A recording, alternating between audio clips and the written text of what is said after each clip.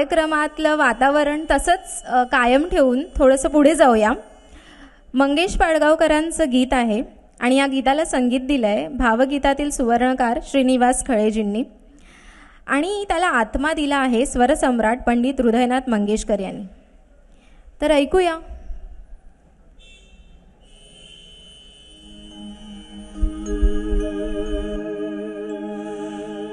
लाजून हसणे अन हसून हे पाणे, लाजून हसणे अन हसून हे पाणे, मी ओळखून आहे सारे तुझे बहाणे, मी ओळखून आहे सारे तुझे बहाणे.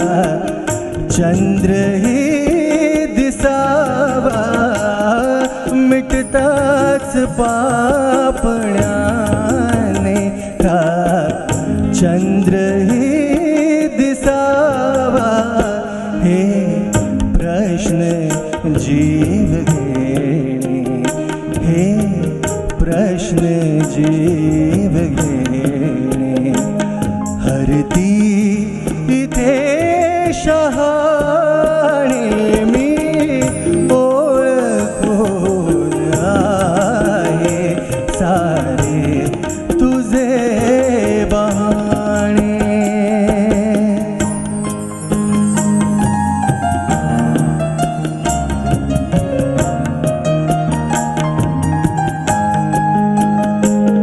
हाती धनुष ज्याच्या त्याला कसे कळावे, हाती धनुष ज्याच्या त्याला कसे कळावे, हृदयात बाण ज्याच्या त्यालाच दुःख ठावे, तिरपा कटाक्ष भोळा,